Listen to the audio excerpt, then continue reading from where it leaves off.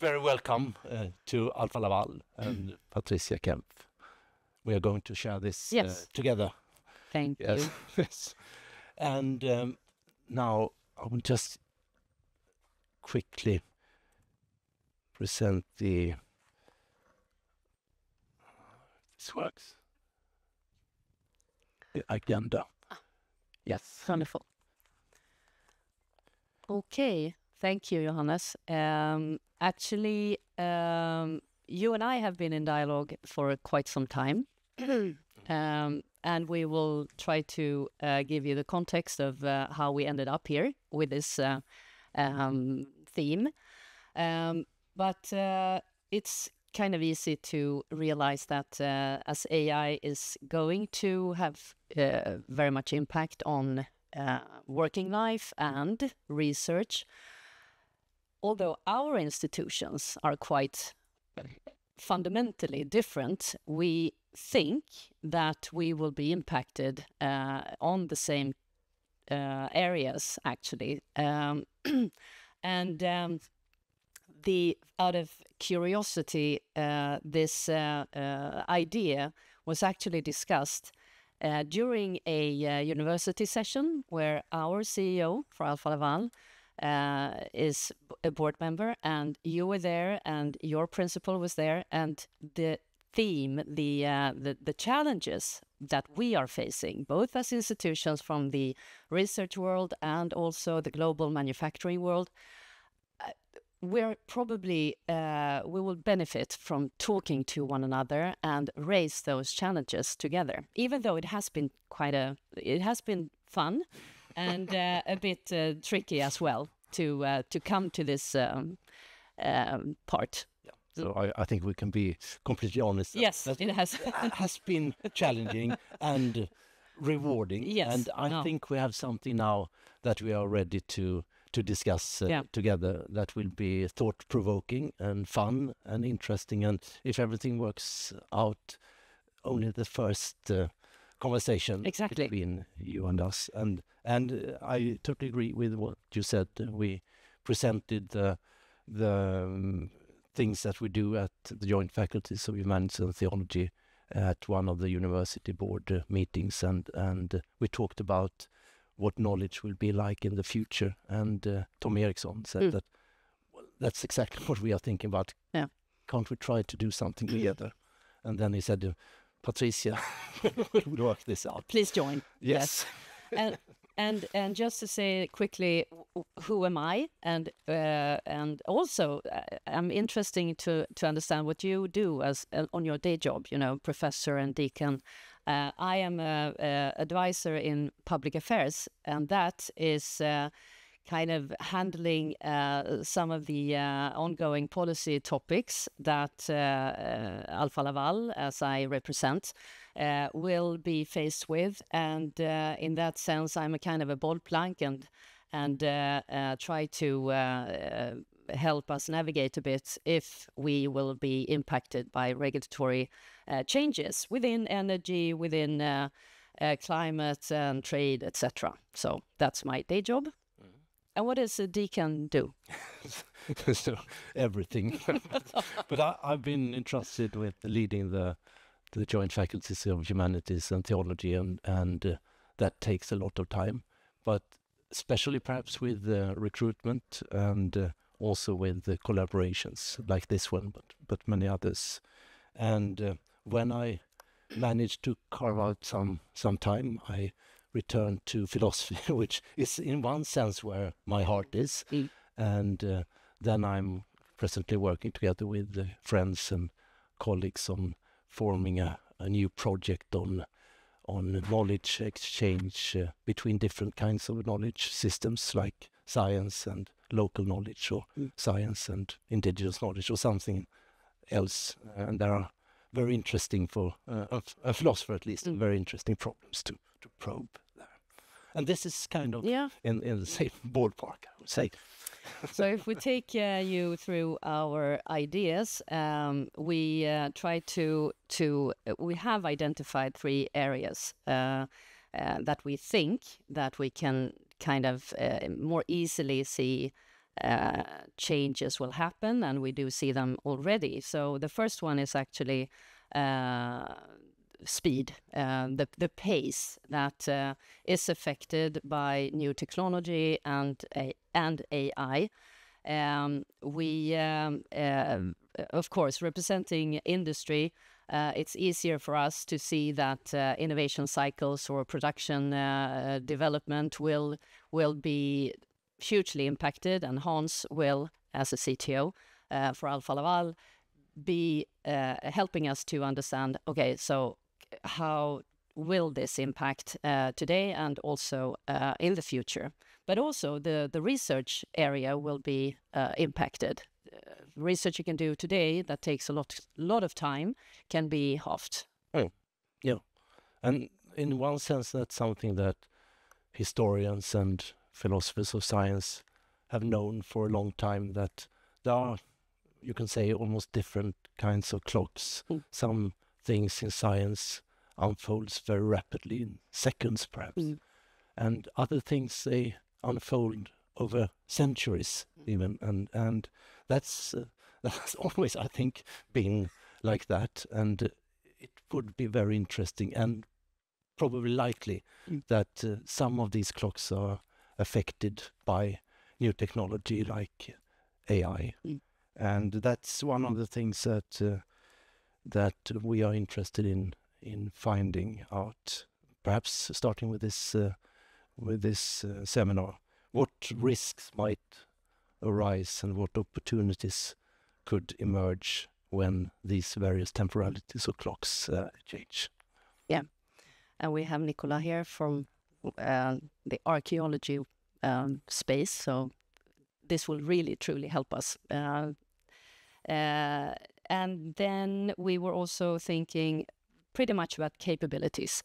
What would be, what is needed to be able to adapt and handle all these actual ongoing changes. And some of us will just be led, but others will be agents and lead in change. And how do we prepare? And for that, we also are happy to have Lisa, the HR manager with Alfa Laval. So we will talk a bit more in depth. Yeah, and at societal level, these developments, they raise quite important questions about the direction and about of change, for instance, and the impact of change. And for us as an organization, it will probably have impacts, making it necessary for us to pose questions like which educational paths will remain relevant in the future, which professional roles will emerge and which will disappear, and perhaps most importantly, can universities take an active role in shaping the direction of change rather than merely responding to it, as we often do, to be honest. So these questions and many more will be explored this morning together with 8 fascinating speakers. So we are delighted to welcome Marianne Gullberg, Lisa Johansson, Hans Troiza, Hanna Jeppsson, Saga Pettersson, Valentina Fantasia, Nicolo Delonto, and Jonas Granfeldt. Thank you very much for joining us. And you see the first part of the program, and quickly you can look at the second part. Warmly welcome to the seminar, Marianne. And we will start with you and a new program that we are genuinely proud of. I might be getting ahead of myself, but I have a question that you might want to address, and perhaps not during your presentation. Okay. And the question is it still just as important to learn the classical craft, such as basics physics or the logic of language, or are flexibility, creativity, and the ability to collaborate with AI becoming more crucial? And you can do with what you want with that question. You can just forget that you heard it. No. Simple answer, yes. Good. Which I'm sure you expected. Thank you very much indeed for the invitation to participate here today. I'm absolutely delighted to be here. My name is Marianne Gundberg, and I am Professor of General Linguistics here at Lund. I'm here to talk to you. It's kind of a little bit rude. I'm plugging a new master's program, a new international master program for the future to bridge the humanities and technology. It's a master program that focuses on human multimodal communication. And what on earth is that? Well, it's what you see illustrated there. Communication as a topic is fascinating and important. Why? Well, it's, on the one hand, it's the foundation of our existence as humans, so we tend to think that it's simple, but in fact, it's deeply complex. Why is it complex? Well, it builds on many channels or modalities that come together in order to form meaning. We have language, speech, or signs of sign language, which is well ordered and well described, and we know a lot about it, right? But that's not all. We also have gestures and facial expressions and intonation patterns and all sorts of other things. So consider the difference between the relatively neutral statement, "that was good," and the same statement, "that was good." Same words, very different meanings, because I have added other channels or modalities. I have a facial expression and an intonation that conveys something else. And so while we know what to do with language, pretty much, we have much less handle on these other aspects of human communication, the multimodal aspects of communication. So that's one challenge. Another challenge is the fact that human communication is super variable. We have different languages, we have different dialects, we have different accents. We have variability in cultural norms for what is acceptable. Think about the difference between something like, "I want coffee," as opposed to, "Could I possibly trouble you for some coffee, please?" Right? Politeness and directness are things that are very language and culture specific. We need to learn about these things. AI does not know how to do that, I might add quickly. Think about the fact that this gesture means at least 4 different things across the world. It's the same shape, but it has very different meanings, and I apologize if somebody in the room feels offended. And individuals behave differently in communication depending on the situation. That's terrible, right? Depending on our conversational partner, the formality level, the size of the audience, right? My gestures are much bigger because there are many of you than if I was just talking to Nicolo. So variability is absolutely fundamental and a key to human multimodal communication. Now, to analyze and understand and penetrate the complexities of human communication then it's challenging, and it requires a combination of techniques that we don't typically find in the educational programs in the humanities. So people in the humanities will typically look at communication from a qualitative standpoint, right? So we will analyze a few individual examples at great depth, but we won't really be able to talk about general patterns. In contrast, in the STEM world, science, technology, engineering, and maths, people take a quantitative perspective on these issues exclusively, right? And use statistics, computational models, and so forth. And just to make things a little bit more complicated still, a lot of the communication that we're dealing with these days is technologically mediated, because we communicate with computers and avatars and bots and so on, right? And we have very, very little and a shallow understanding of what that might do to our behavior in communication as humans. So the requirement here is really that on the one hand, we need the kind of deep-rooted and theoretically grounded perspectives from the humanities, but also the technological savvy to probe these issues in bigger data sets that come from technology. So what we want is to combine the knowledge from humanities and the technological skills. I see that this is an old version of my slides. Ignore the international part. But we need to combine these things. Now, the interesting conundrum here then is that there is currently no integrated educational program anywhere in the world that takes both the humanities knowledge about communication and the technological skills into consideration, which is annoying because there is a very high demand for skilled professionals who have knowledge in this area, right? So challenge accepted. What I have done together with some of my international colleagues is to create a master's program generously funded by the EU. It's a so-called International Erasmus Mundus Joint Master's Program in the data science of human multimodal communication, which is a mouthful, so we call it Multicom, right? And to our knowledge, it's the first program in the world that focuses on human communication grounded in the humanities, but then with the addition of a focus on data science, method, tools, and so forth, analysis. It's a joint master's degree, which means that international students enroll at the same time at 3 different universities and receive 1 exam. And the 3 universities in the consortium is the university at Murcia, Spain, Lund, and Erlangen in Germany. And Murcia is in charge of coordinating all of this. Very importantly, this master program is housed in the language departments in these universities, not in the STEM disciplines, right? It's housed in the language departments.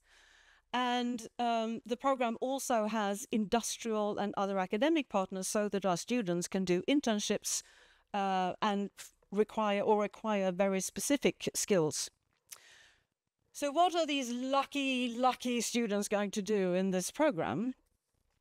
Well, graduates here will receive a comprehensive background in the current theories of language, cognition, and communication. They will also do hands-on work on data, and they will be introduced to lab-based techniques such as eye tracking, virtual reality, motion capture, and so on. And they will, of course, do statistics and computational models and tools and so forth.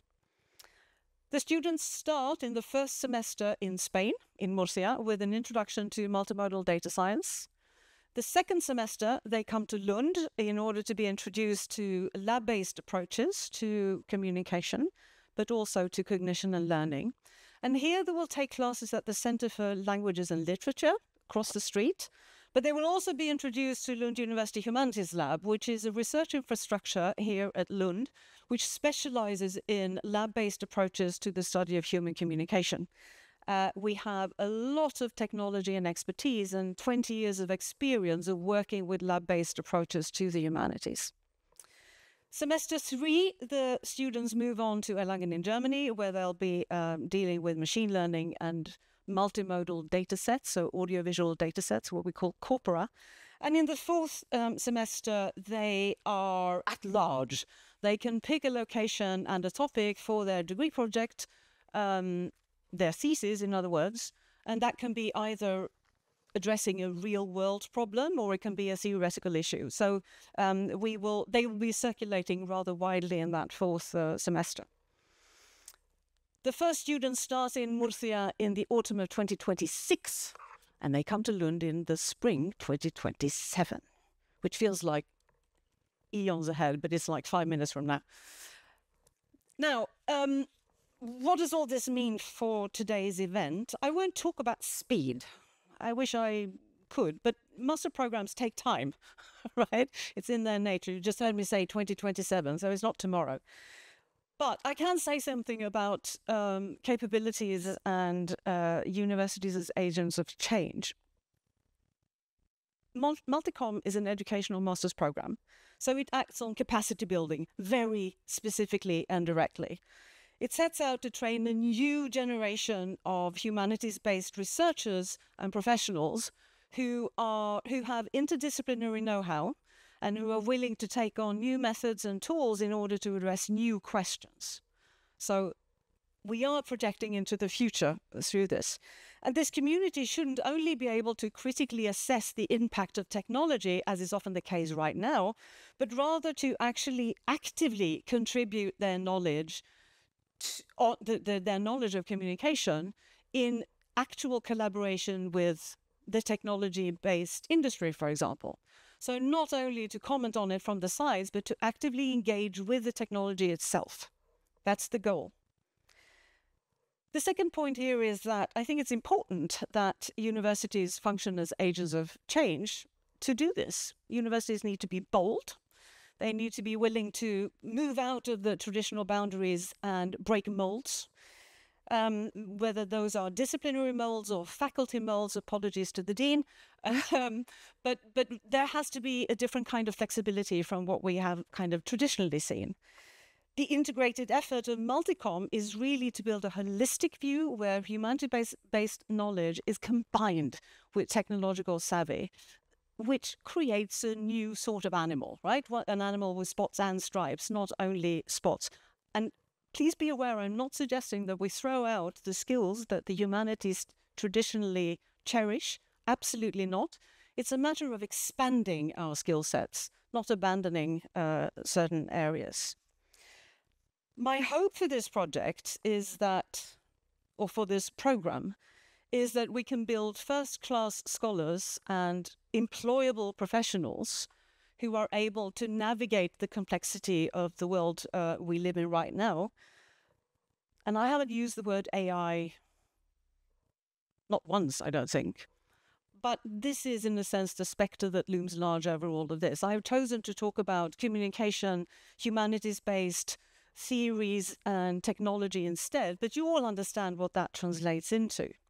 But what I want for the program is to create a new generation of students who can bridge this pernicious divide between the humanities and technology and perhaps embody the motto. Hang on, you're going to get Latin because I am a humanities person after all, right? They need to embody the motto, homo sum, humani nihil a me alienum puto. I am human, and I consider nothing human alien to me, not even technology.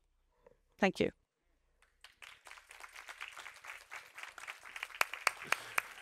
Great, thank you very much.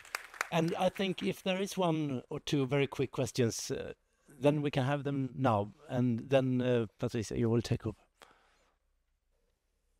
Yes. Oh, can you please use the microphone? And you have to push one. Hello. Yes. So what kind of bachelor students are you going to attract? Like what kind of prerequisites are you looking for in bachelor students that will then...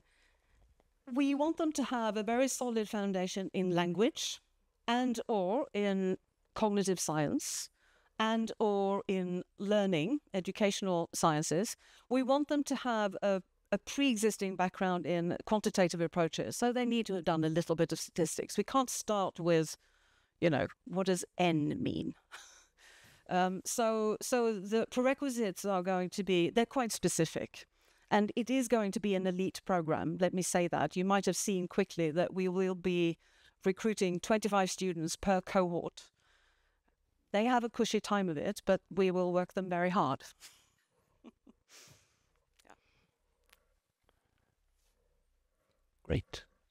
Thank you very much. Good. Thank you. Over to you. Sorry. Again.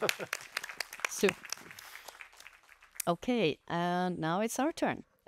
Lisa Johansson from Alfa Laval. You are the one of our global HR managers, and I'm very happy that you're here. We represent a company with 140 years of history, and I was told that we have been working with AI for the last 40 years, but then it was called machine learning.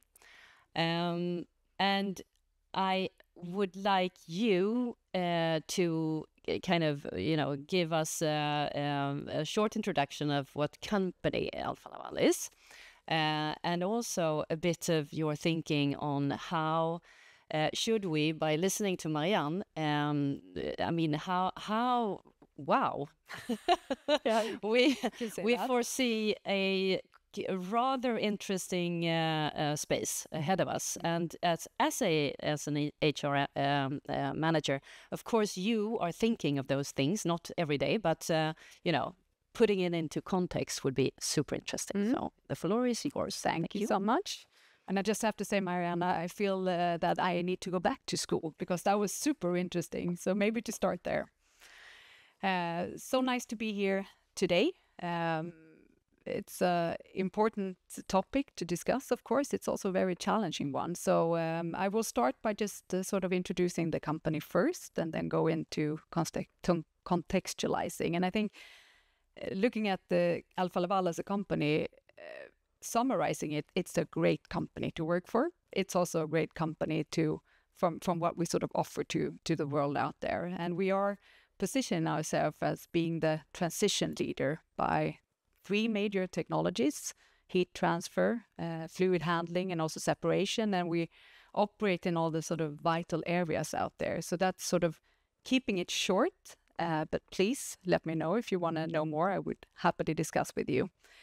So I think looking at contextualizing from an industry point of view, and maybe more so specifically from Alfa Laval, when I was asked to do that, I think the easy part was sort of choosing the headline, navigating the future together, because that is for sure how I see it. I think we have some great cooperations already, industry and academia, and I think that needs to sort of progress even further for us to be successful. And I think the headline also captures the urgency of this. We are in the middle of something that is in a fundamental shift, I would say. And that is not just in technology, and I think you referred to it, but it's also about how we think, how we learn, and also how we lead. And that is something that we see as a fantastic and interesting, stimulating thing, but also very challenging to us. And clearly, AI has not sort of only accelerated the processes that we are working with, but also fully reshaping the rhythms of knowledge and how we work. And that sets some different expectations on the future professionals and also the ones in it today, for sure. So looking both in academia, and you also referred to it, but industry, is that we see a compression of time. And that affects everything from research to product development, but also to how we build the skills today. And with that, we clearly see that the roles are evolving, for sure. And so do then the core competences. And I fully agree with you. Obviously, we are humans with certain preferences, and so we come with certain traits already. But what is no longer just the case is mastering crafts only. We see a lot more on looking to the adaptability, but also a lot on the ethical reasoning, and we will for sure touch upon that more later, and the ability to not just collaborate well with other humans, but also with machines. So I think this program it's a good initiative for sure. And I think in all of this, it is important for us not just to ask what is changing, but also for us together, jointly, academia and industry, to decide on how we want it to change. Because we cannot just sort of react to what's coming, but we need to sort of be part of shaping the future together. This, of course, this conversation today, the conversations that we are having between academia and industry, it's a lot about exploring together, and we've said that already, but it's also about alignment, and alignment in the sense of together fully sort of being responsible for that what we teach, what we research and what we develop fully prepares the students out there to face the world that they are entering in, to make sure that they are as relevant as possible when they actually graduate. And at the same time, we also need to preserve the value of a sort of more deep and slow knowledge, which is more maybe relating to the critical thinking, the cultural understanding, and that's also that is something that we need to collaborate to really fully ensure that we succeed in.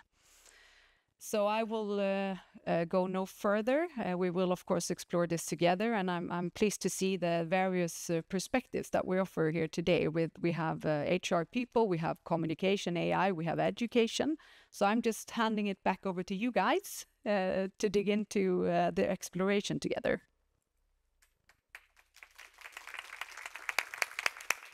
Thank you, Lisa. Perfect bridge. So, Marianne, I would like to re-invite you to this, seating. Oops. And Lisa, please have a seat. Hans and Hanna. And Saga, where are you? Thank you. Perfect. We took away the 3 tables just to open up a bit. And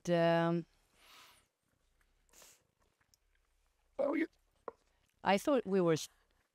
It's better if we stand? Yes. Yes, good. Yeah. So we have 1 chair extra if somebody would like to sit here. It's free. So if you want to join the panel. A full panel already. Thank you. And so this is the the continuation of reflection time and more insights. So we are acquainted with 2 of the panelists, but Hans, I would actually like you to say a few words of what is your day job at Alfa Laval, being a CTO. Can you describe it, and then we will come back to the first questions, and I will probably ask you, Hanna, the same. And Saga. Can you hear me? Yeah. Great. Yeah, what does a day look in at Alfa Laval? For me, I'm CTO for the digital part, not for all the technologies, of course. And then I'm also running, that's most probably the reason why I'm here. We have a center of excellence in AI. We had it for almost 2 years now. Personally, I've been working with AI since 2014, something like that. Machine learning, working with my first language models around 2019, 2020. They were quite rudimentary in those days, but they have, as you know, exploded. So what do? I have a team of a sort of cross-functional team with legal people, with training, learning, data scientists of different kinds, also people who tries to understand how Alfa Laval is operating their business, which take a lot of time for them, of course, and also how AI could fit in to improve the way we're working, because in the end of the day, we need to send out invoices, and AI has to support that end goal one way or the other.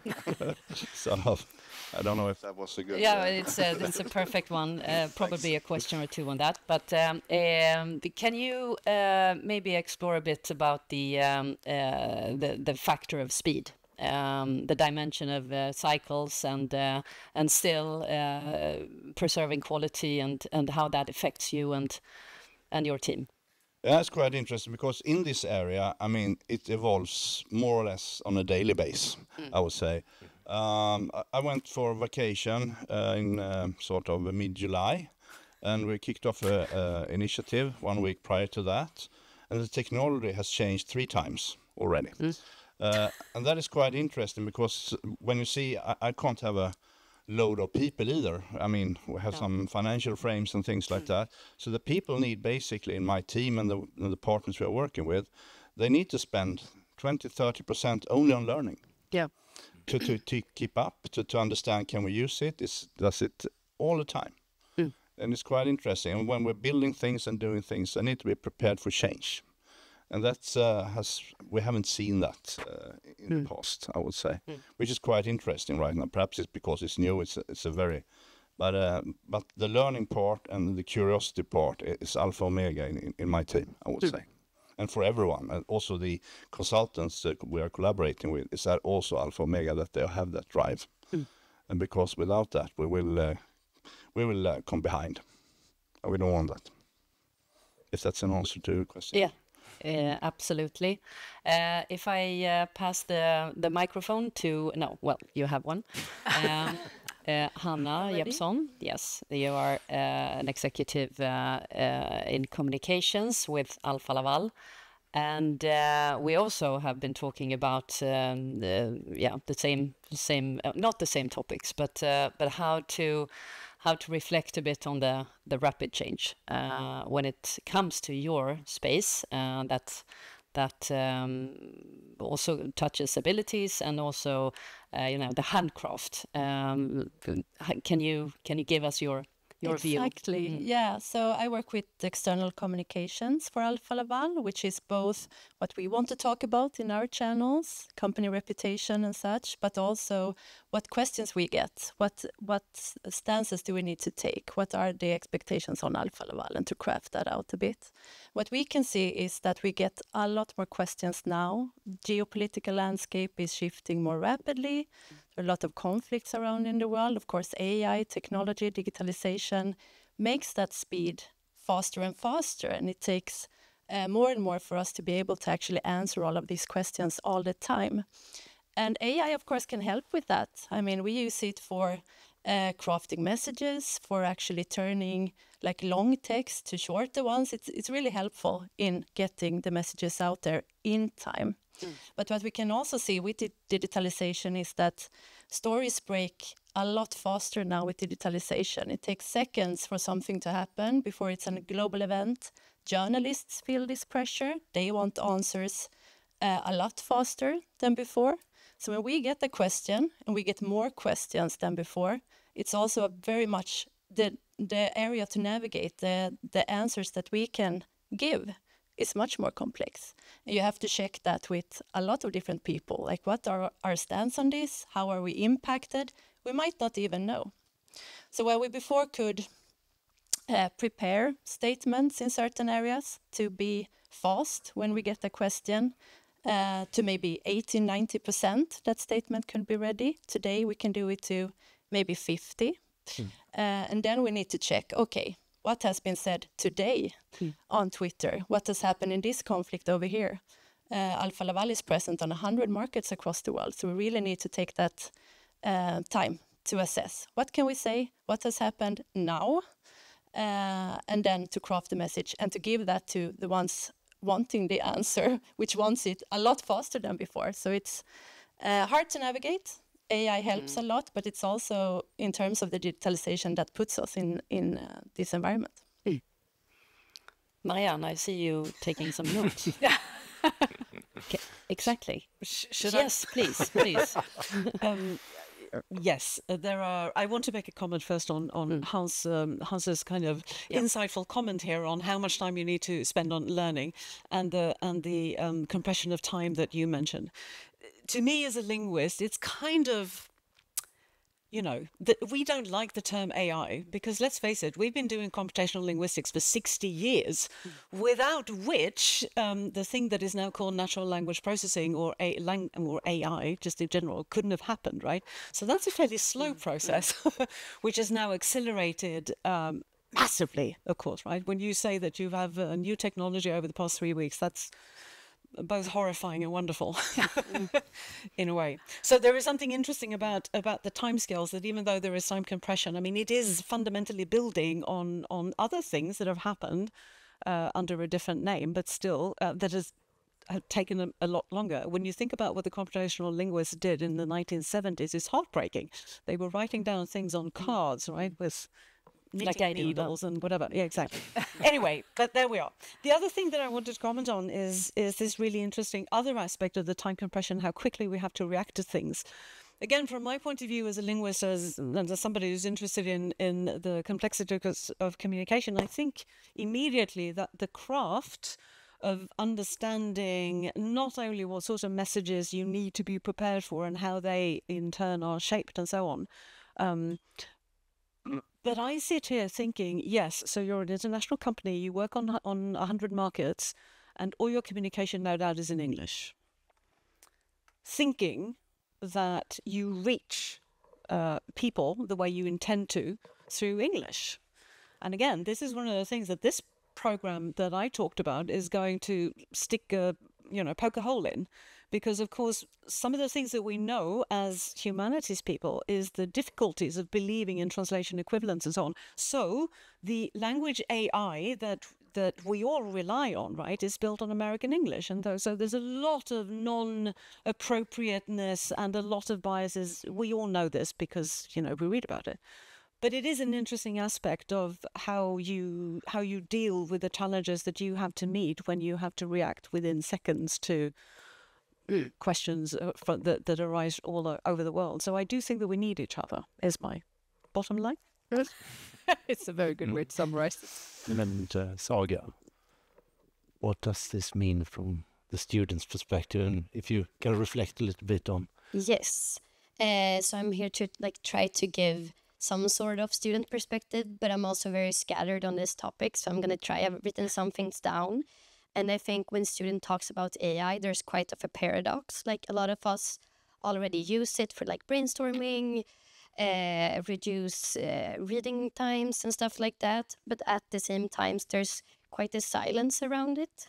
And if it's talked about, there's also this feeling of will the teacher think that I want to be lazy or cheat or something like that?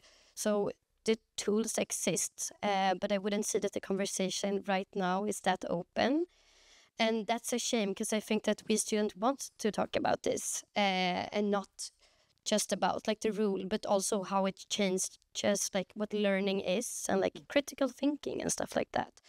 And so from my perspective, the real change isn't just that things move faster, but it's also how students and the university is supposed to respond to the speed. We can get quick answers, but there's something about real knowledge that needs the slowing down, the reflection, the critical thinking, the creativity, asking several questions. And if the answer is not what we wanted, we need to reframe the questions. And then two more things. I think it's becomes also about capabilities. We need to master more than our subject. We student also needs to learn to adapt and how to collaborate with AI without losing maybe our own voice in it. And I would also, just to end this, that the effects are also very personal. I'm a social scientist, and I think many of us in here are quite worried about, I know we're going to talk about it, but the labor market and what will happen to some of our jobs. And what place does the university have in this? What institution do we want it to be? My first thoughts. So Saga, you were the president of Samhällsvetarkåren. Yes. And that's how we know each other. Sorry. No, that was my That's mistake. how I know Johannes. Yeah. and tell us something about you, because you have a new mission or commission of trust. So, as I said, I have a bachelor's in development studies, which is interdisciplinary. And then I did 1 year at my student union as the president, and now I'm actually program manager at the academic society, but I'm starting a master next year at LTH that's actually also interdisciplinary. So a trendy topic that I think we will get into more later. So do you think, given your experience and your commissions, that education in humanities, but also in the social sciences, does it prepare students for the kinds of I think change? it's hard to say. We have several universities across the world, like for instance our neighbor in Copenhagen, Copenhagen University, that actually released a declaration on how you're allowed to use AI and in thesis and exams. And I think on that part, Lund is a little bit far or a little bit behind. I do think in both humanities and social sciences that we work a lot with critical reflection and stuff like that. But I think there's also a lot of professors that are quite scared of AI. So yes and no, I guess. Thank you. And if you want to add to this, because we have more, we have Teknologkåren and Aron, and we have HTS from the Humanities as well, Alva and Elisabeth. Do you want to add something on this? Yes, hello. My name is Aaron, and I'm the president of the Engineering Student Union. And I think this is a really interesting topic because us engineering and STEM students have this sort of duality with AI. Because as Hans said, we have worked with AI and machine learning and neural networks for some time now, several decades really, but there's been a really great advancement the past few years, and I think the view on AI by engineering students is a lot different compared to a lot of the other faculties. I'm not really sure how you should tackle it, but I think we view it in a strictly technological sense and quantitative and not really qualitative. And I think my friends from the humanities and theological faculties can offer some more insights in that. Great, thank you. Yep. Oh, yeah. Yes, we can. My name is Elizabeth, and I'm the president of the HTS. I think students of humanity and theology, we have been, I think for a few years now, been scared of the technological process or the advance, because of just, as Saga mentioned, the labor market. And I think we are behind, as Saga mentioned as well, as the university as a whole, but we are starting to see changes in how we will spread information about AI on a university level and then on faculty level down to each professor. But that is something that is very worrying, because Lund University has a long history, and we are proud of our slow processes. We are, no, but like our learning, and I think when it comes down to each professor, it could be very different for every student how it will work. So it's going to be very fun and intriguing to see how it will work in practice, because I think that's one of the biggest questions that I think students right now have, because we all talk about preserving these slow processes as well, and that's in theory very obvious maybe for Lund University students, but I think that we as a student community are very worried about how that actually will look in practice. Because it is a very big question about like how much power does the university and bigger companies such as Alfa Laval actually have in that question, and that's impossible to answer maybe, but yeah. But let's try. And I would direct maybe first to you, Lisa. In response to slow learning and fast learning and the capabilities, we will also address others, but maybe your reflection on how to absorb this. Super important, and thank you for honest and direct questions. Thank you. And before answering, I also wanted to reflect on what both of you said, because what you were saying about being a bit sort of not fully sure on how to approach, how to embrace the AI and the development. I think we saw the same in Alfa Laval when it sort of took off a bit more. Then obviously, I mean, we have a full population of people where many of them are super interested in various ways using it. And Alfa Laval as a company not fully having then taken a stand in how do we then want the people to utilize it. Because obviously there are also there are challenges to it. It's just, it's not just helping us being more sort of effective and creative and whatnot. It also puts us into certain risks and has other consequences if we sort of misuse it. So I just wanted to connect it back to, I think it's, you need to address it, of course, because you need to have an opinion, you need to take a stand, but it's for sure a complex topic. So maybe to just reflect back on that. When it comes to the concerns that I feel that you might be having, I mean, they are there for real. And it's not just for you students, it's also for people already out there in the labor market, of course. And again, what I would like to then say, yes, we can clearly see that certain jobs will not be there in a couple of years' time. No, that's true.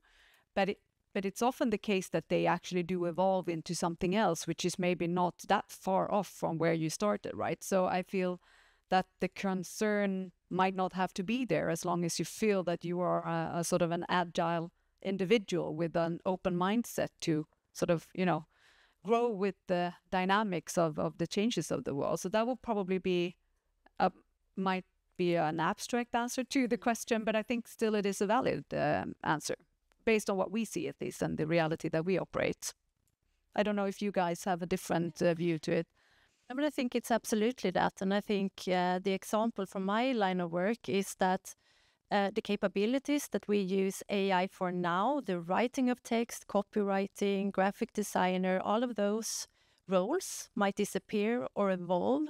But me, who crafts those messages through AI, I need to make sure that they actually work then, which is to be really agile, flexible, being fast, getting the right answer, having that validated to being the company answer. But I can't do that without actually knowing the craftsmanship myself. So I think I need to know it from the start, by heart. Then I can use AI and take what they give me to actually make sure that it's valid enough, that it works, and then measure, okay, does it work or not, and so on. And I think energy market today, energy security is on the headlines. I mean, what if there is a power breakout? I mean, we saw in Portugal this summer, for example, I might have a crisis on my hands needing to communicate. If I don't have the craftsmanship of actually doing the work, I'm reliant on AI, then I won't be able to do my job sufficiently. So it's actually both. Having that, being really firm, standing in your values, knowing what to do, but then you don't maybe have to do it, but it comes from knowing it from the start. Hans? Also some comments around, I can see the use cases we are delivering out to the organization, what kind of things they're doing. And I can see the majority of them are saving time. They're removing tedious tasks and meaning for us in a sense that we can take more customer calls instead of searching for information somewhere. We can also see in other area where we always have a I don't know why we have a high turnover of people in the service area, I would say. And now we have found a way to find the tribal knowledge in a much faster way. That means that you can basically be operational in day one, which is quite interesting for us because otherwise it takes a year to. Can you explain? Yeah, we had I had an idea some years ago. Because Alfa Laval has a lot of tribal knowledge all over the place, in papers, in binders, in folders, digitized, not digitized, whatever. And people were looking for that. If you were an experienced one, you found it very easy, or you know who to talk to. So let's imagine that we flew everyone in from Alfa Laval and put them in a football stadium, all 24,000 or whatever it is. And everyone was connected. We have some headsets or whatever. And my vision was that if I put a customer or an employee or whoever asks about Alfa Laval products, problems, whatever, the answer is in the football stadium. And I think that is a little bit also what AI can help us with.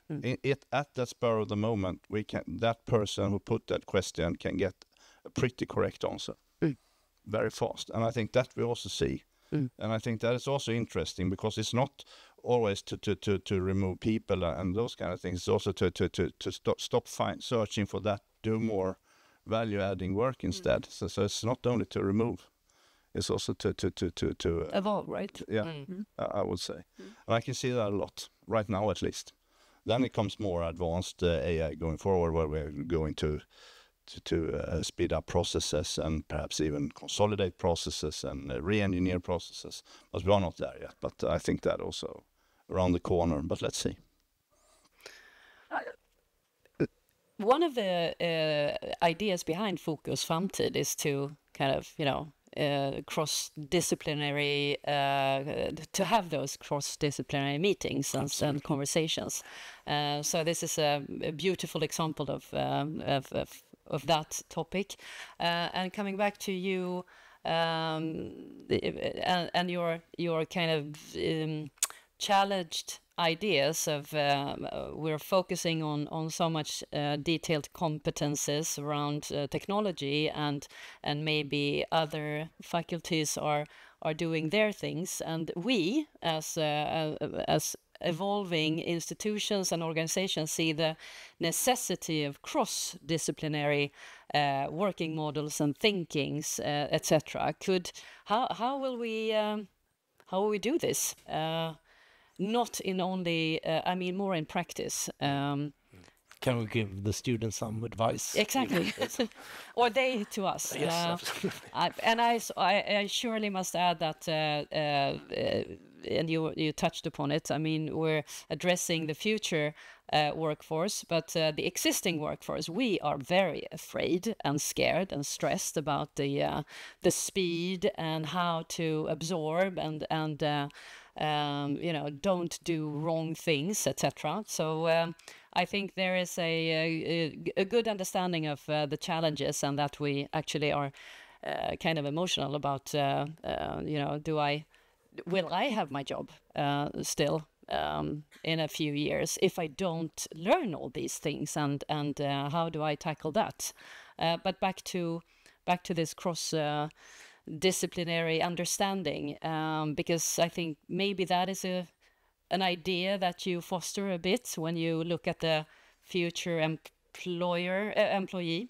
That is correct, of course. And I think, your example was very good, putting everyone into a football stadium, making sure that, you have the collective brain power gathered.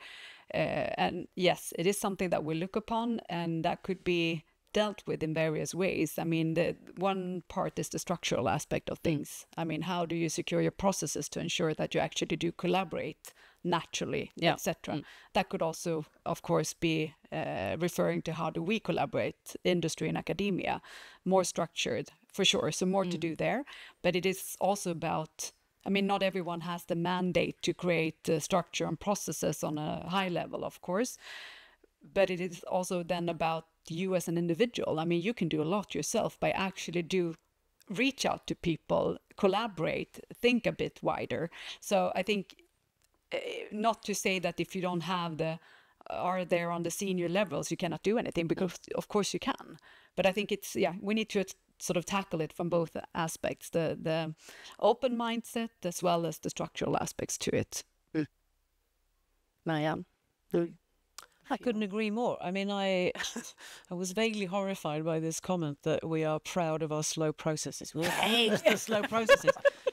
Slow learning, yes, and fast learning. We need to do both. The processes, the decision processes at university leave something to be desired, shall we say, in terms of speed. But that's we're a large organization as well, so it's but I mean that's no but different. we all agree. Yeah. And that's Not that's Elizabeth, no different. but the others. Yeah.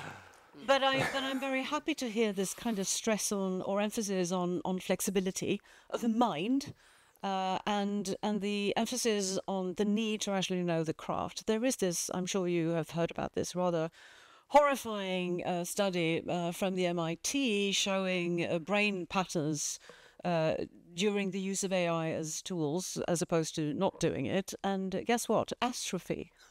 So the brain shuts down, right? If you don't use it, it's a muscle. Use it or lose it is the same sort of problem as using a foreign language that you haven't, exercised for a while, and so on. So the flexibility of knowing how to control your own learning, take charge of that, reach out, be flexible, meet people whose skills or mindsets or whatever can be of use to you.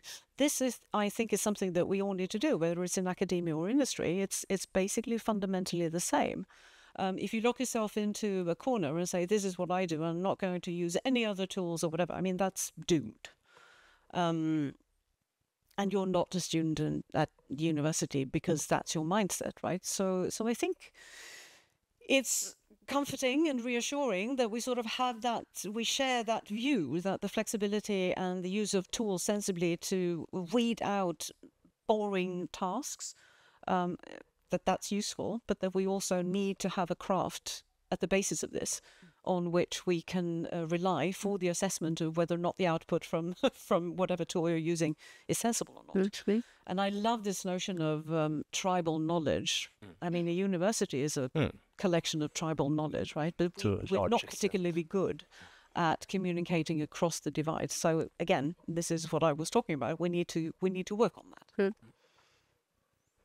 that. can we? Yeah, Saga. Yeah. Maybe a naive comment, but I'm a student. But when I'm thinking about AI, I'm thinking that like a lot of private tech companies, they own all these, well, not all these, but a lot of the models.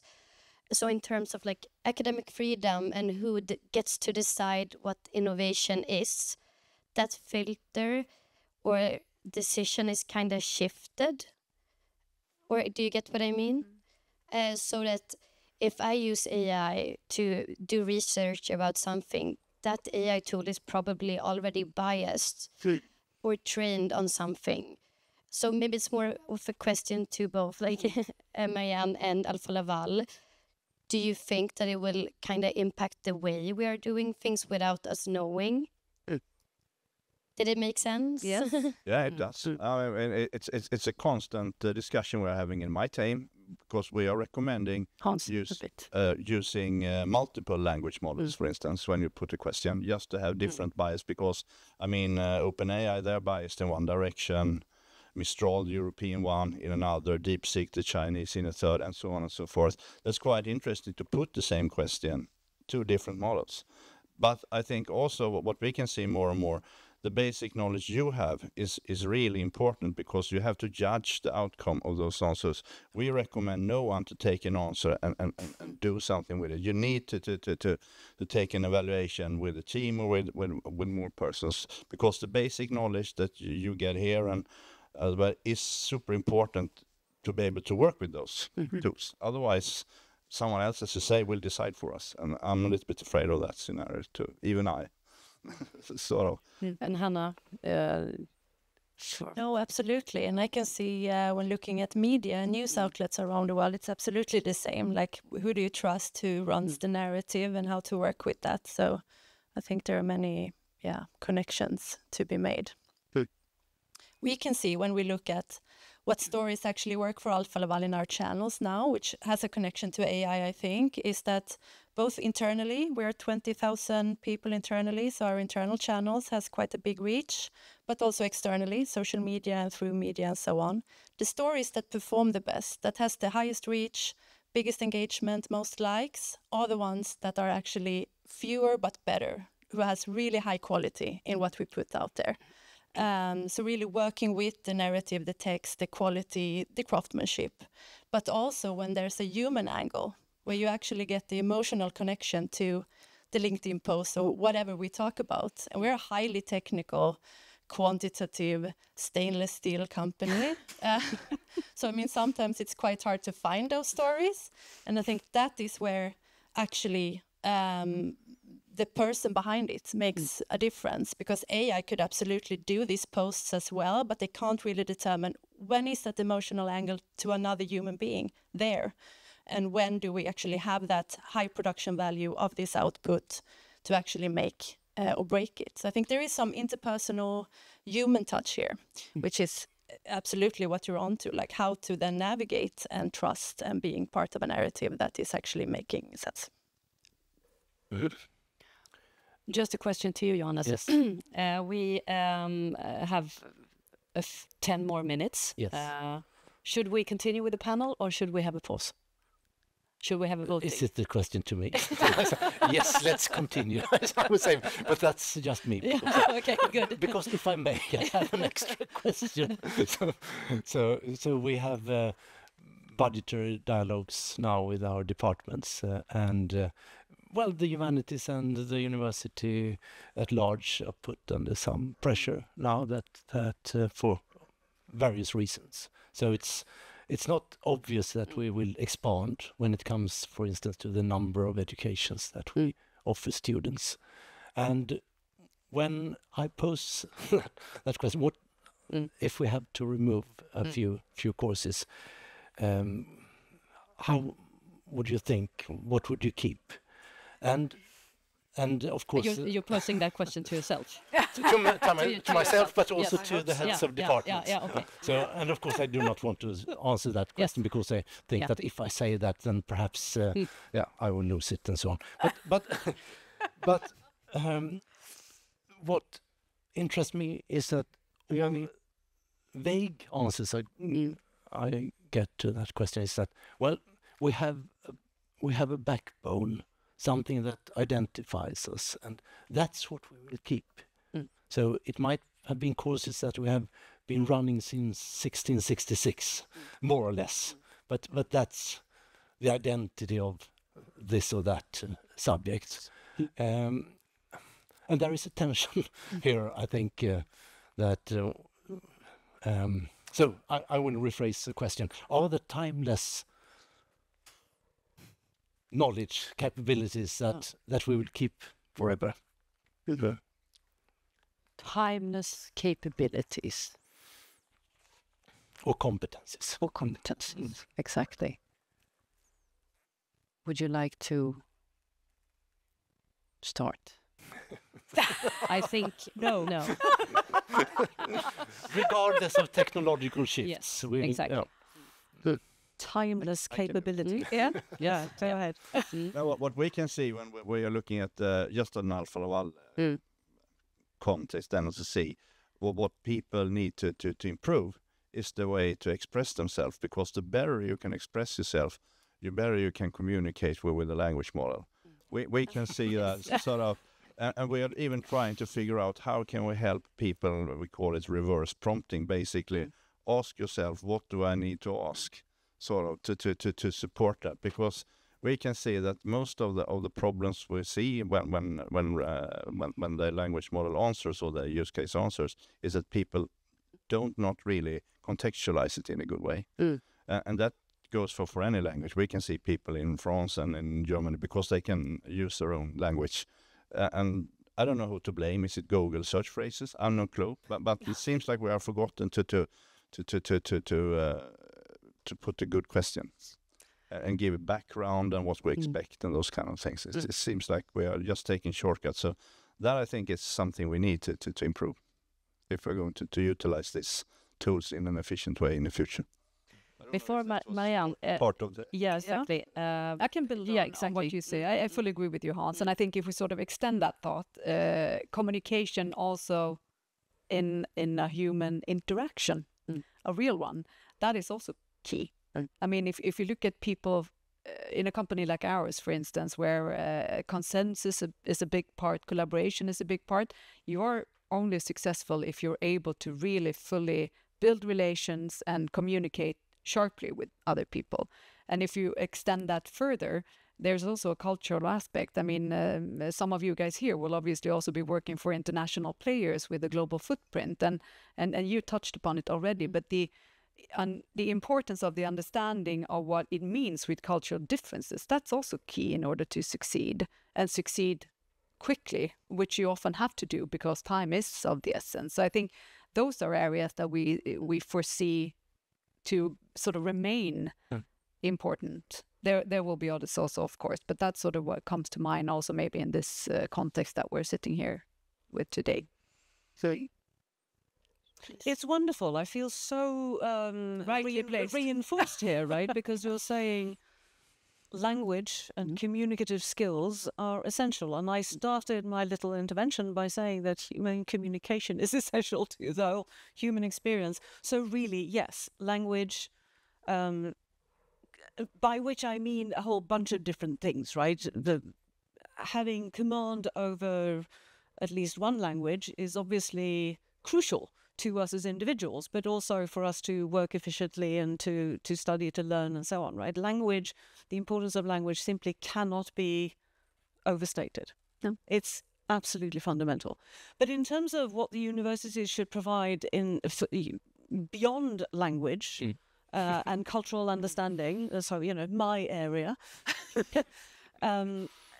It becomes a little bit vague, does it not, right? Because what would those skills be? Well, it's the analytical skills that are required for us to amass certain amounts of information, analyze that information, assess that information, and so on. These are the crucial things that you learn at university. In fact, regardless of whether you're in the humanities, social sciences, science, STEM, whatever, right? These are the fundamentals that are absolutely necessary and that we get from the higher education part of this, right? But yes, absolutely, everybody should do more language. And I can actually add to that, which is quite interesting now, because there are coming more and more tools how to develop software that are driven just by written language. Yeah. So basically, if you can understand what people would like to do, to have how they operate on the front of the screen or whatever, and you can do that in the written language. I mean, a programmer today will work on a lower level, and the people who can express and to design and how machine and humans interact, I think that is a really interesting intersection. Even I'm a mechanical engineer, you can't believe it, I'm working with AI and IT all my life, but still, I think it's quite fascinating that nowadays I can program a web shop, whatever, just by writing how I would like it to appear. That is quite interesting. The better I can contextualize it and express myself, the better is the result. Sure. But also understand what I need to do. So that is the intersection which I think is where it will happen in the future. Should we finish off with one question to the whole panel about, thinking about the future? If we jump into 10 years ahead, yes, sure. Let's try. Yes. And what would you say, Saga? What reflection would you do? 10 years ahead, what would be the major impact? So it's hard to say. Just like we've already mentioned, I feel like there's some core values and things that still will be very valuable, like critical thinking, but also like curiosity and looking past the first answer and looking into more things. I don't think that everything can be forced to efficiency and automation. But why not? You don't think that? That everything can be put into speed. Not all process. We need some slow processes. Yes. And I don't know, it's a hard question, but I do think we need to create spaces, at least at the university, that we can slowly reflect. And I think maybe interdisciplinary things will be even more. It's very trendy now. I think it will continue to grow, technical philosophy, things like that. That's what maybe we will talk a lot about navigating the speed, I think. Scattered answer. No, it's very good. And Hanna? Yes. To build on that. Yeah, and it's so hard to say, but I would say people skills. No matter where you work or what you do, you will need that even more. And what is people skills? Well, I think it's taking that interpersonal connection with making things happen. And as a change agent, I'm sure everyone will need to be really accustomed to quick things happening, standing firm in your role, but then being able to adapt a lot. If you're able to extend to other teams, working interdisciplinary or cross-functional or making things happen, have the long-term view, you need the people skills and basically communication right. Not viewing it as information, we need to go this way, but how do I explain that to them and taking them there? I would say that. Hans? 10 years from now, interesting. I would say I like the way that you have a slow process here at the university. I think Alfa Laval is super slow as well. Because I think we have a process, I don't know the English word, lökläggning. Marinating. We put things in... It marinates. Marinate, exactly. And I think that is good because we need sort of having different sort of velocities in the organization. We need to reflect. You need to take a little bit of vacation from yourself sometimes. And sometimes you have to work very fast. So I hopefully we can keep that when it comes 10 years from now on. And of course, in the trade I'm working with AI and so on and so forth, I would like our sort of products in steel that hurts when you drop them on the feet, that we have other services as well that can do us a winner in the future marketplace. Yeah, and from my point of view, I'm quite certain that we probably will be sitting here in 10 years again talking about challenges related to the challenges that we face today. But what sort of comforts me is that I mean, humanity. We have seen humanity evolve and technology with humanity for forever and ever, as I think you pointed out. So we also know that we can adapt to what is changing. So I take comfort in that. But I think, again, as long as you have sort of a mindset with the curiosity, as you mentioned, Saga, you want to grow, you want to sort of be agile and grow with the dynamics around you, then we will be okay. So I feel I take comfort in that. Not to What do we do with the people that are not joining that? Yeah, That's the yeah, exactly. And then it becomes a bigger topic, a more sort of societal topic in itself, right? And we will always be facing that. That's also part of human nature and who we are, right? So it is not the case that everyone we hire or everyone in the full population have this growth mindset, super curious minds, etc. That we know for sure. But as long as we at least can nudge it to the point that they stretch themselves, I think that is the contribution that we can make from a sort of people point of view. But yes, there will always be people not wanting that, right? And that is maybe a different discussion to have. Yeah. final words. 10 years from now, I agree completely. We will still be having this conversation because there is nothing new under the sun, in a sense. As people, we react in the same way to new challenges, to new developments. We feel a bit threatened and a bit worried, and then we just deal with it and get on with things. From the point of view of what academia will do, I'm sure that interdisciplinarity will still be a key word, because it was eons ago when I was a student, right? It was already a buzzword a long time ago. So I don't think that's going to go away either. My dream scenario would be that we have a little bit less rigidity in the structures at the university, so that it's easier to achieve the interdisciplinarity, that it's easier for us to reach out and also to reach out from academia to other stakeholders in society, whether that's the industry or the cultural sector or whatever. Those processes could be a bit easier, and that I would welcome that. And then, of course, language rules. Of course. Thank you very much. Good. Stay tuned. Now we will... Great. So now we will shift gears a little bit, and we'll go back to educations to be, we hope, and digital archaeology and critical AI. And we are proud to welcome Professor Nicola Delunto from archaeology and Associate Professor Valentina Fantasia in cognitive science. And you didn't know about each other a week ago, but you are almost from the same town in Rome. So that's another great thing about these seminars, isn't it? But you work in the same faculty, of course. Very welcome. Thank you so much.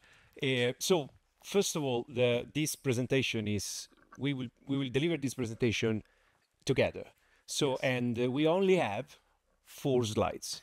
So and actually the first one, which should start, is one of these 4, right? And so before that, we had a long meeting, which was extremely interesting, sharing our experience as teachers, but also not just the concern, potential, visions, criticals. And so this is some fattening, a summary of our impression. So we're not here to necessarily pointing at trajectories, but rather to share what has been our experience so far in different courses. So I will start, then Valentina will follow, and then I will close. So, but we'll see, right? Yes. You want to add something? No. Please go ahead. All right. I also think of in Italian, but so maybe. So, yes. So, first consideration is just, was this so unpredictable, really? I'm very surprised as an archaeologist, I have to say. We have been dealing with digitizations in the last 15 years massively, So meanings, transforming information and placing them in a digital world within an internet environment. Then we have been actually dealing quite a lot with big data, meaning assembling, collecting, or organizing, structuring data in order to be, and follow me because this is actually European community business, fair, so machine readable, meaning fair principle. So, and all this has been used to train, actually to educate our child, which could be considered AI. And now we blame the child to be unethical and to be bad, but in reality it comes and reflects a lot of actually what we have put out. So just the first reflection about it. The second, we haven't discussed that, but yeah, I will follow the track. Sorry, because it was so exciting this morning, you know. So another thing is just in few generations, I'll read some of this, I will get lost otherwise. The way we teach and learn has changed profoundly. So today, knowledge comes from many directions, online platform, open science, open access. So these things, when I was a student, didn't exist. So it was very much top down. So you went to the university, even to go in a library, I need a letter from my professor who allow me to get into the library in Rome to get special books, and then you cannot make copies.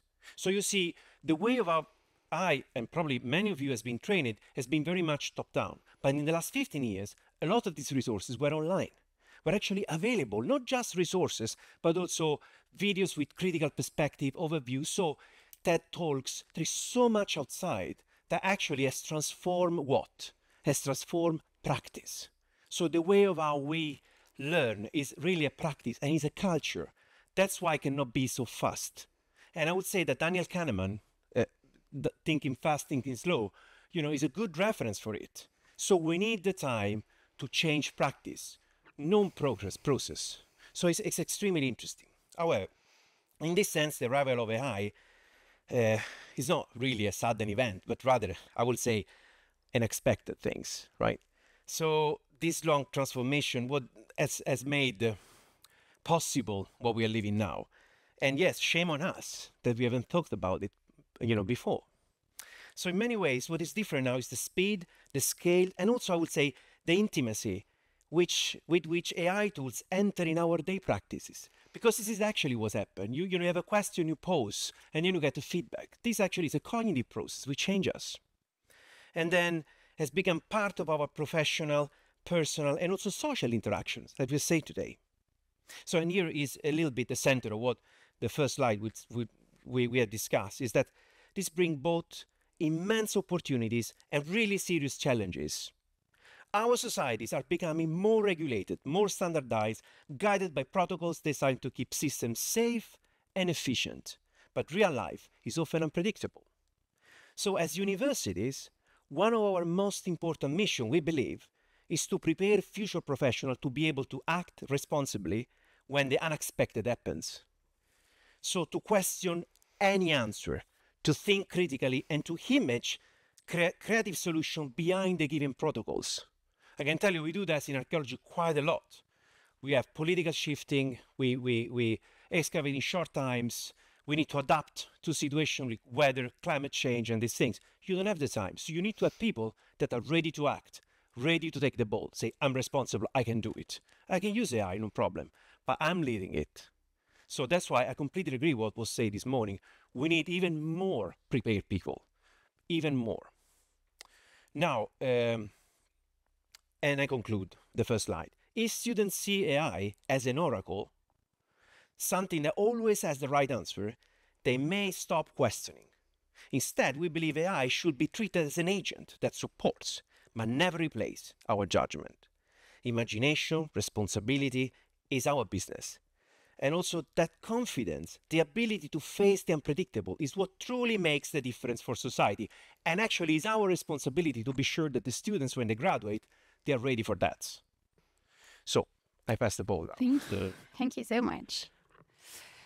Right. So let me start with saying that everything that's been said today really, really resonates with what I'm going to talk to you right now. And I have been, before I tell you why I'm here, I would like to challenge you a little bit in thinking about being critical. And I think most of the things that have been said today also have to do with being critical and being not afraid of engaging with complexity, because nowadays AI, artificial intelligence, or alternative intelligence, as some people have started to call this, seems to be a shortcut.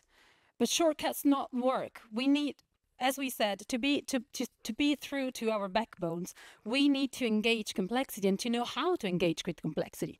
And this is what I will try to tell you in a minute. Before that, so I think we have to stick with being critical, and critical in the sense that Jeanette Winterson has proposed.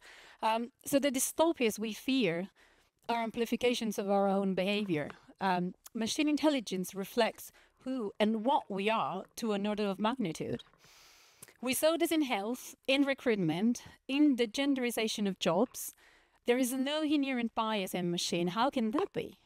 The bias is in the data used to program the machines, in the goals we set for the machines, and increasingly as we teach language, large language models, or anything else that could be accounted to as artificial intelligence, to think, then we must ask what all this thinking is for.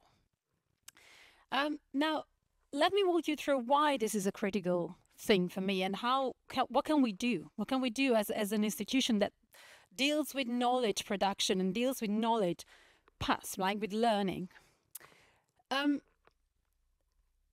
We always think that technology is a domain that stays with the hardcore science, right? Computing, mathematics. But if you think about what new technologies can do, well, actually they can talk, they can interact, they can write text, they answer questions, they suggest us what kind of books or what kind of music, what kind of movies we should see. And so this isn't clearly much about computing, it's about being human. It has to do more with the human side than the computing side. And I think in particular what this tells us, or what this has to do, is about the human capacity to tell stories, which is what we have been discussing so far. It's impressive because what you said was really very much aligned with what I think. So humans have always been very good in telling stories, in projecting and using these stories to understand the past and then project ourselves in the future. And I think some of these things will come up in a bit. Making predictions, imagining future scenarios or trajectories. And I mean, we've always found, well, especially I would say in education, we've always tried to find and search for human history, for traces of human history, right? We search for stories that have been told in the past to help us navigate the future. But now, as most of today's session has told us, we are living in a moment where stories are told fast, where information is really going at a very high speed. And we witness a change in the way these stories are told, basically. I think this change needs to be embraced, and this is a chance for us, a unique chance, to understand. So we stand in history now. This is a clear change for education as well. But I also think that the current technologies are future-oriented, are going too fast, I agree, and so are power system.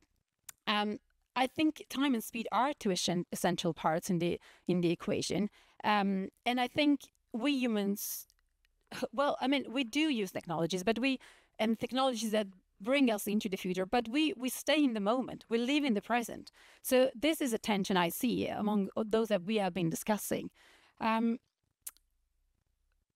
In the present moment, I think what we can do is learn and teach how to make a difference in shaping the speed of the changes that the new technologies are bringing up or upon us and offering us. So we need to steer the speed. How do we do that? Where do we go about with this? I think this is where education comes very at hand. So we need to educate students. We need to educate the future citizens, not just the future employers, of course, on the opportunities and the limitation that new technologies can take or can pose.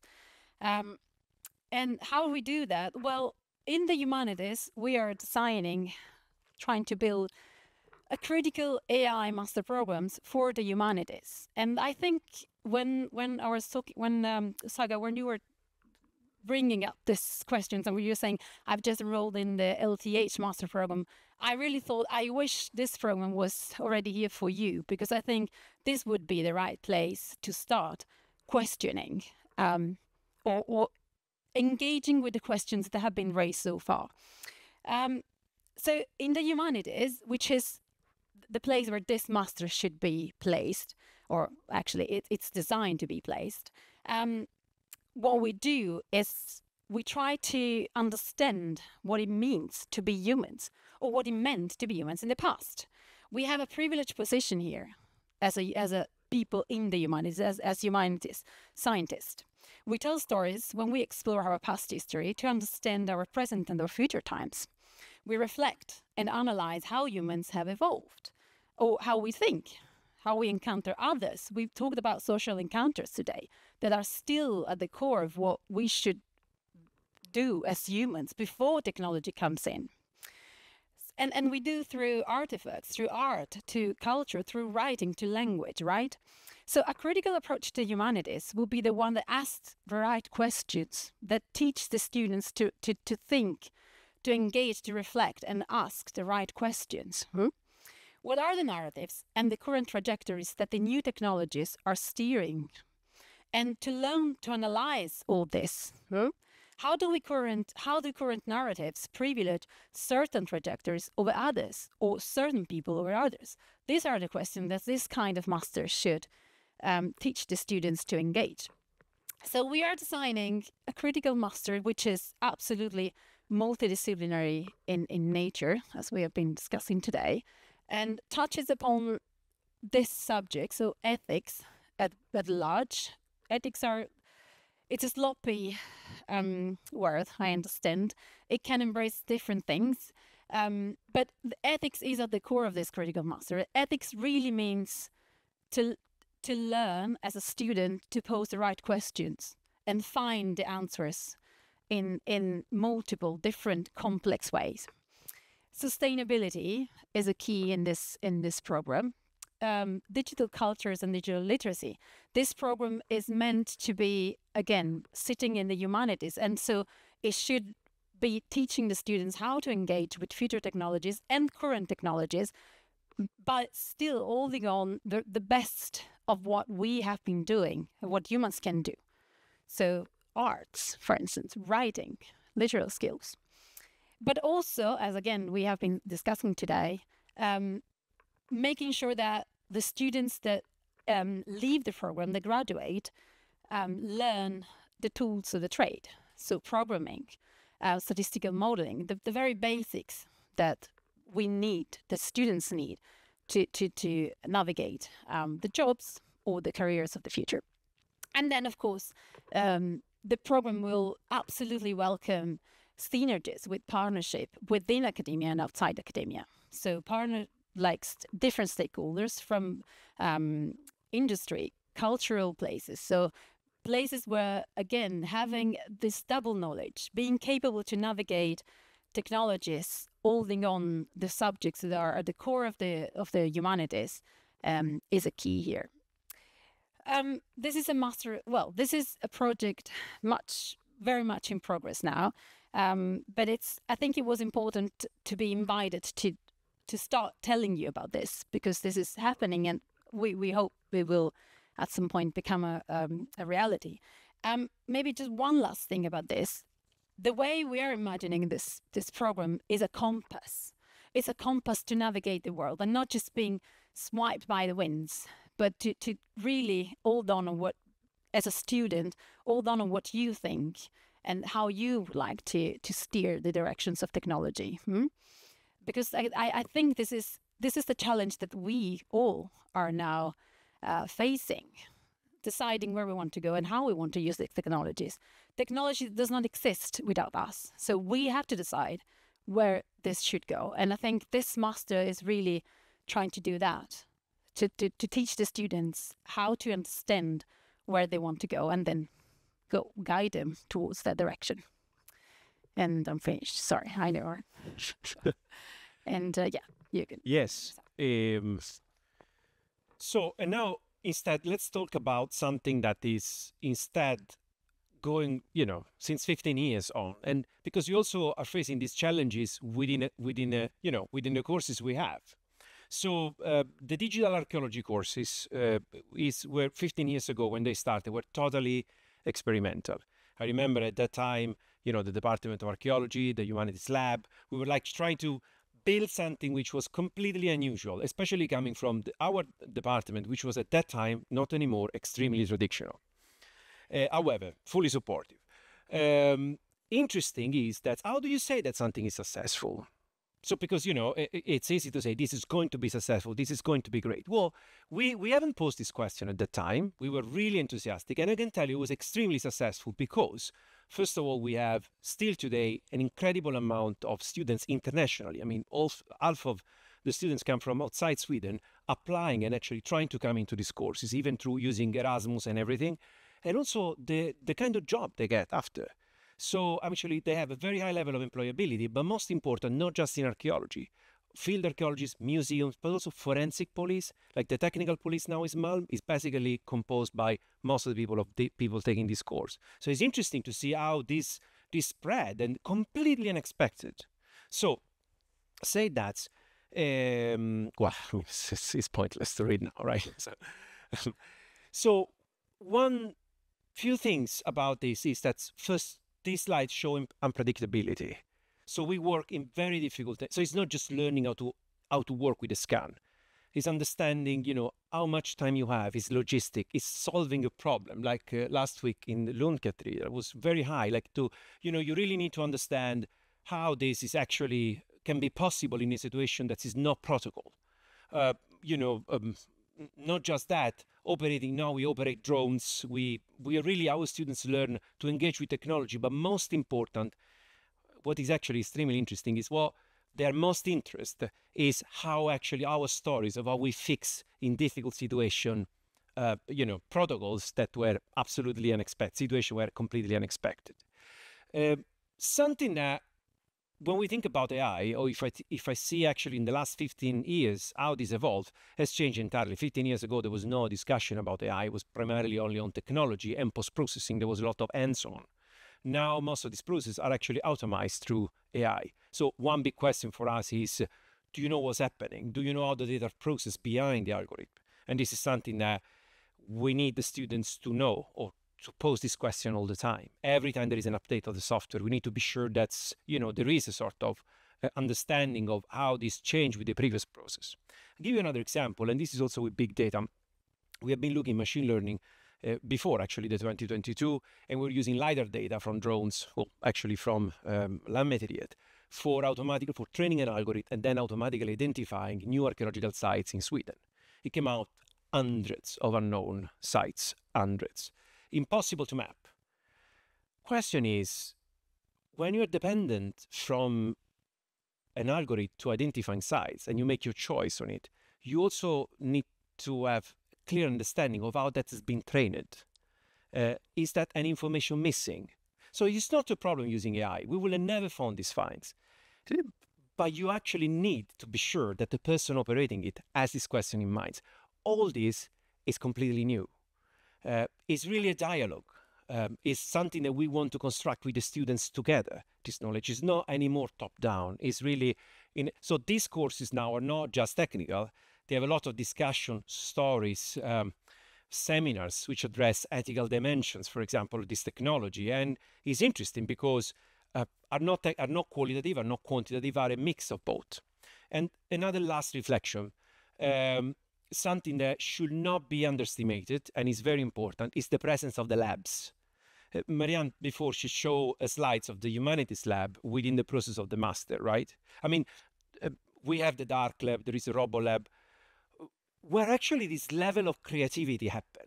I mean, really, if we have a backbone, if you have a traditional place, which is fine, if you want to keep the identity, you must have a spot, a place where actually a little bit of craziness is used, right? Where actually you have the freedom of thinking, testing, trying, and then having result that you can reapply.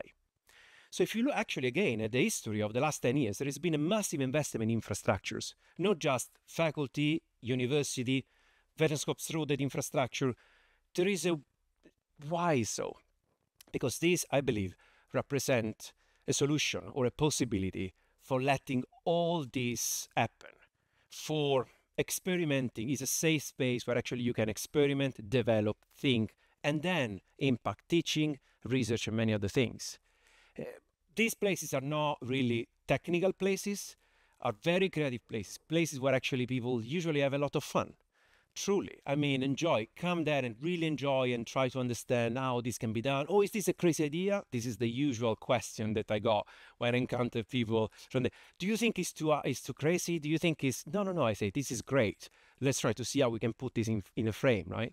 So it's interesting. It's an old institution, Lund in particular, but it's also very dynamic. And we need to exercise this dynamism in order to be sure that AI is not actually, or AI or whatever, will decide for us or will, steering our direction. I think in terms of education, I see it in a very positive way. I talk a lot with the students, and sometimes, we're very worried, how can they use AI or how this is going to happen. In reality, I completely agree. There is a lot of curiosity, there is a lot of honesty, there is a lot of needs of having answer from us. We don't have really answer.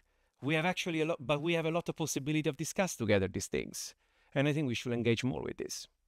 So say that this was a little bit of an experience from, in terms of speed, capabilities. We are changing constantly in the digital courses. This we have seen it in 15 years, never stopping. Also with interesting unexpected surprises. Would you believe that students nowadays, they don't know how to engage much with folders, but other things? It's interesting. We never anticipated that.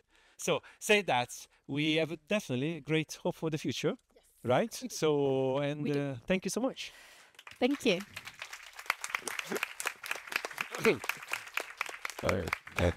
Nothing wrong with the enthusiasm, and we will get back to these issues I think in a later seminar when we are launching our idea of Lund Humanities Village, where also the infrastructures are extremely important, of course.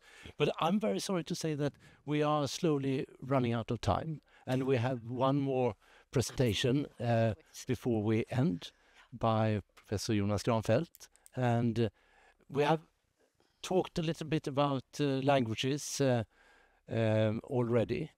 But the reality is that we in Lund, we offer educations in a lot of languages, and the same is true in Uppsala and in Stockholm and so on. And one question for the future is, can we keep all these languages when we have students that study languages? Can we collaborate in some way between the universities in order to achieve critical mass? And is it important? What is the value of language education in the future? And I'm not sure if you will answer those questions, Jonas, but well, I'll try to say something about some of them at least. So, okay, so thank you for sticking around all to the bitter end. And it's interesting when you're last to sort of see what kind of time you got left before lunchtime, but we'll try to do this fast. Okay, so I'm Jonas Granfeldt. I'm a professor of French linguistics just across the road. And there's been many arguments today made for languages, which is extremely nice and promising to hear. But I think we could start with this very fundamental question. Why is it that we should learn foreign languages? And you can actually be even more precise. Why is it in 2025 that we should learn foreign languages? And if I would have had more time, I could have sort of given you an overview of what we know from language learning research. But we're short of time, and when there's a short of time and you need something very concise and high density in knowledge, and you often turn, or I often turn to proverbs. So if we look across different cultures and we look a bit about what people have said and are still saying about languages and their importance, I think we can find some of the answers to these questions. So here we go. You won't hear me say these things in the original languages, by the way, but okay, there's a saying in Persian, and this is beautiful: a new language is a new life. Okay, in Turkish they say something similar: one language, one person; two languages, two people. Okay, in Czech they're slightly more modest. So learn a new language and get a new soul. Okay, and that's already something. Yeah? There are also proverbs and quotes about the usefulness of learning languages and why it is that we should what we can do with them. So in Quebec, avec une langue tu peux aller à Rome. With a language you can go to Rome and even further, right? And then there is this beautiful one that I think you're familiar with from Nelson Mandela, who said, if you talk to a man in a language he understands, that goes to his head. If you talk to a man in his language, that goes to his heart. Okay, so we're not going to talk about the consequences of the fact that we chose to speak English here today, but this is something that we can carry with us, right? If we look at this from an academic point of view, you can say like this. Learning foreign languages fosters cognitive flexibility, enriches personal diversity, and enhances our capacity to understand others. Okay? This is all sustained by many years of research on language learning. And this is not just the fact that we know these things, it's also through the way we learn them. The time that it takes. We're talking about the speed. It takes a long time to master a foreign language. And these are the things that sort of come as a result of these. These are capabilities that we have and that are very useful for us. It's useful for us as persons. It's useful for society. It's useful for businesses. Okay? So you could imagine with all the good things coming from language learning, you could think that these are things that we tend to do a lot, right? So let's look now at some of the recent headlines about foreign language education currently in Sweden. Okay, you don't need to know Swedish. You can ask a neighbor to translate if you need here. But if you look at these headlines here, and these are just a sample, there could have been many, many more, right? This is a critical situation now. And it's been, I won't bore you with the statistics. I've looked at this in a report that I submitted to the faculty a couple of months ago. But this is a downward trend that we've been seeing for many years now. We're currently in a situation, and I'd like to stress that, where this can be very dangerous to the point that we're losing money, we're losing possibility to have an impact in the world, we're losing sort of voice that we could have had if we had more language proficiency in our country, right? Are we alone in this? Is this only Sweden? No, obviously not. Okay, so this is a very recent report, came out a couple of weeks ago from the UK, and this is the headline. New report shows a catastrophic decline in formal language learning. This is across Europe, this is across many places in the world. Okay, I think it's interesting that this report was written in collaboration between Higher Education Policy Institution and Duolingo. Okay, so I don't know if they sponsored it, but the country director in this report, he has something very interesting to say. He says, what we're missing is not interest, but good pathways. We need a national approach that joins the dots between early enthusiasm and formal opportunity. Okay, and he should know there are more than 500 million people using Duolingo. So there's not a lack of interest in learning foreign languages. I think, and he seems to think, that is the way we can learn them, and especially when it comes to formal learning at university. So I'll come back to that when we look at the future. But in order to understand sort of what we can do about this, we need to know also about the conditions. So I'm going to bore you a bit by talking about the conditions for academic foreign language learning, okay, or foreign language education.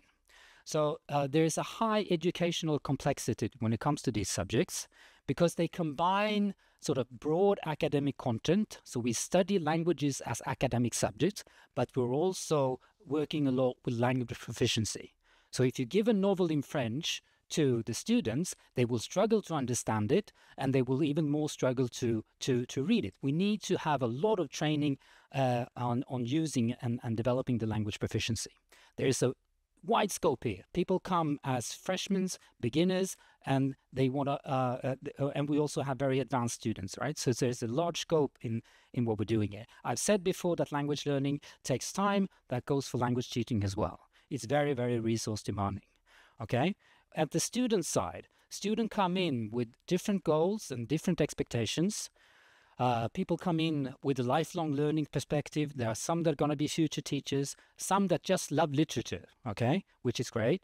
There's heritage speakers that speak these languages at home. There's just language lovers, okay? And all these people, all these students are together in a single classroom, okay? We also struggle with the fact that higher education today is primarily considered as a pathway to career. There are very few careers as a language specialist only, okay? We heard a lot about cross-disciplinary education here today, but being a language specialist is not going to give you a high salary, obviously, okay?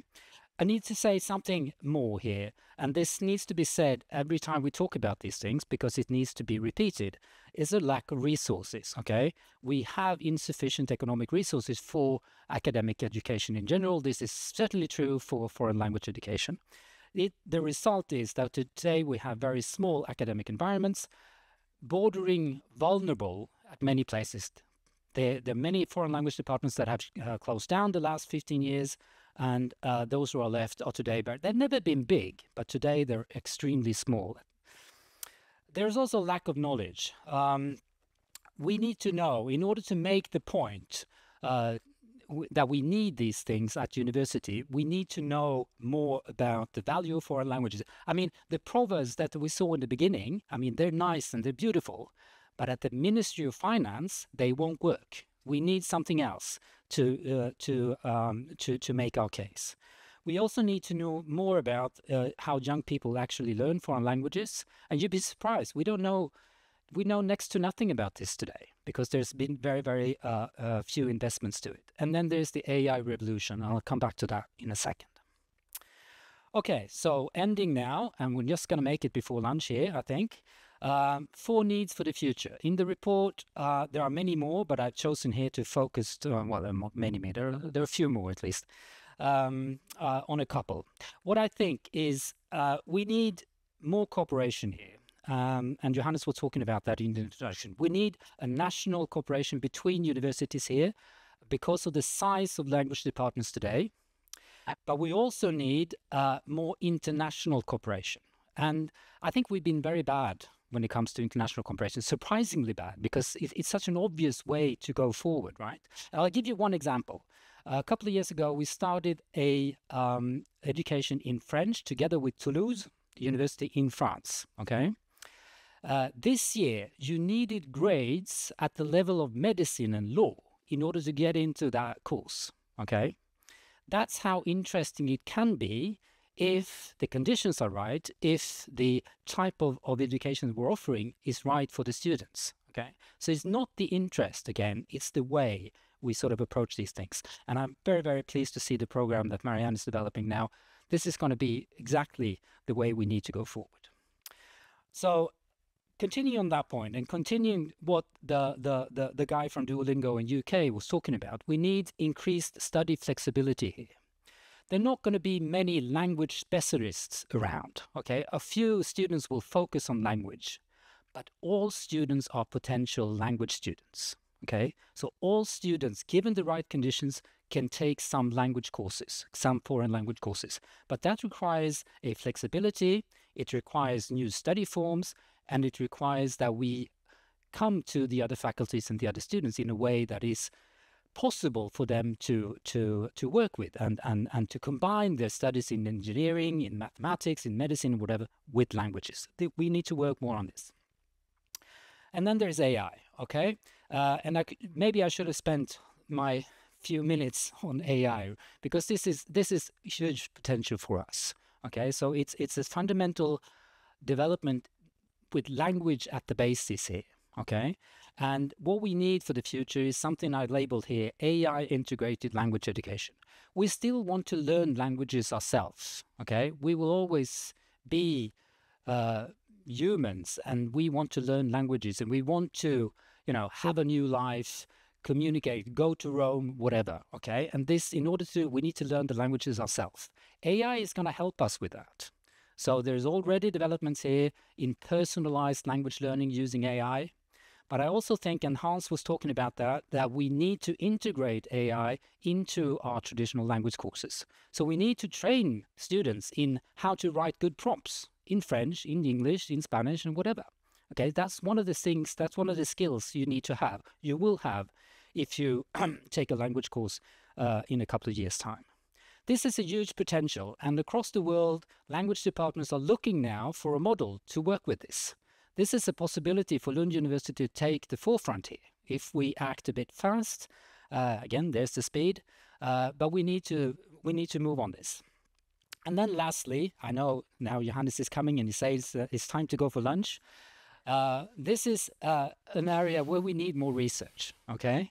You will always hear researchers say that we need more research.